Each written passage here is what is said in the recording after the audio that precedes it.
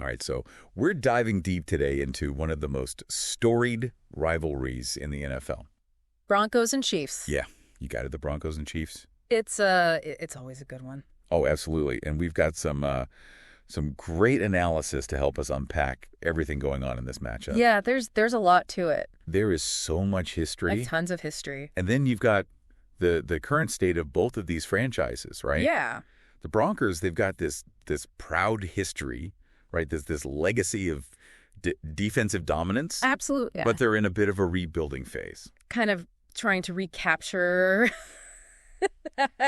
Exactly right. that magic. That grit that made them, those Super Bowl contenders. Like the Orange Crush defense and all that stuff. Exactly right. Yeah. And then you've got the Chiefs, who are, they're on top of the AFC right now. Yeah, powerhouse. Yeah, powerhouse. Really tough to beat. With a quarterback who is just, one of the best. at the top of his game. So it's going to be a really fascinating matchup, seeing these two teams with very different, kind of trajectories clash. Yeah, clash of styles for sure. All right, so let's jump right into it. Let's start with the Broncos this season. As we mentioned, they're rebuilding, but their defense has actually been a bright spot. Especially against the pass, they've been pretty good. Yeah, the secondary has been playing really well. Definitely. But the offense, it's been a little inconsistent. Yeah. And the quarterback play in particular has been kind of up and down. Right. It's been a little shaky. So how big of a factor do you think that's going to be against this Chiefs defense, which is known for creating turnovers? I mean, that is a huge concern for the Broncos, right? Mm-hmm. The Chiefs, they're opportunistic. Right. They're really good at disguising their coverages. They bring pressure from all over the place, and they're always looking to punch the ball out for force a fumble. So the Broncos quarterback really has to be on point. Yeah. He can't make any mistakes. He's got to make quick decisions. Yeah. Quick decisions and protect the ball. Right. Yeah. Because if he gives the Chiefs extra possessions, It's going to be a long day. that's going to be tough to overcome. Yeah. All right, so flipping over to the Chiefs, Yeah. I mean, their offense is it's explosive. It really is. They can score from anywhere on the field. Feels like it. What makes them so difficult to defend? I mean, it starts with the quarterback, right? He's just so talented, he can make every throw imaginable. He really can. Deep ball, short passes. He's got the arm strength, the accuracy, the mobility, and he rarely turns the ball over. Yeah, you don't see him making a lot of mistakes. Not a lot.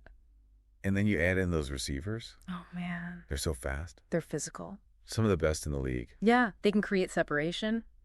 They can win those contested catches. Yeah, they're tough to cover. And the play calling is creative. It keeps defenses off balance. They're always coming up with something new, something unexpected. So how do the Broncos even begin to slow them down? Well, the analysis we looked at pointed to a few key matchups, and I think those are definitely worth looking at. All right, let's start with the Broncos secondary versus the Chiefs receivers. Yeah, I mean, that's a big one right there. That seems like a crucial point. As the Broncos secondary has actually held up pretty well against some decent passing attacks this year. But the Chiefs receivers are just a different beast. Right. I mean, they're arguably the best receiving core in the entire league. So what can the Broncos do? Well, they're going to have to mix up their coverages. Right. Try to disguise things, maybe double team that top receiver. Right. Try to force the quarterback to look elsewhere. Make him uncomfortable in the pocket. Yeah, try to disrupt the timing. Exactly. And then you've got the Broncos front seven going up against the Chiefs running backs. Yeah. The analysis mentioned that the Chiefs linebackers have been a little vulnerable against the run at times. They have. Could that be an area where the Broncos can try to gain an advantage? It could be. I mean, the Broncos, they want to run the ball. They want to control the clock. Keep the Chiefs offense off the field. Right. That's their best bet. And if they can get that running game going. That'll open things up for the passing game, too. Exactly. And keep their own defense fresh. Right. Keep them off the field. So it sounds like for the Broncos, the key is going to be controlling the tempo. Yeah. Playing mistake-free football. Yeah. And relying on that defense to keep them in the game. That's the recipe. A classic underdog strategy. Yeah, hope for a few Chiefs mistakes. Capitalize on those mistakes. Right. Now, what about special teams and coaching? How big of a factor do you think those are going to be? Oh, special teams can always be a difference maker. They can turn the game around. Oh, absolutely. You get a big return, a blocked punt, a field goal that can swing the momentum in a hurry. And coaching, of course, these coaches know each other well. Inside and out.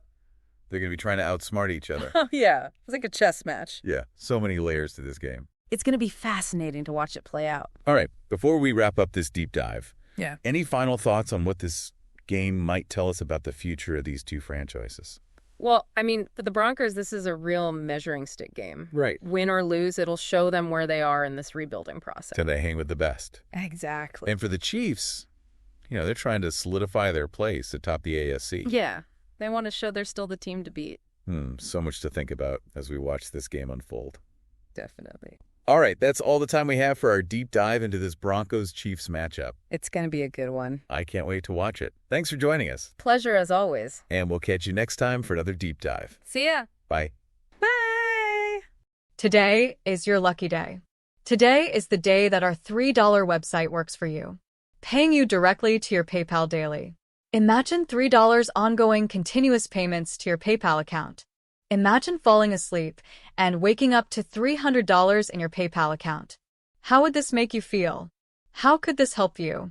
What bills could you pay? What kind of fun could you have? What does that retirement look like now?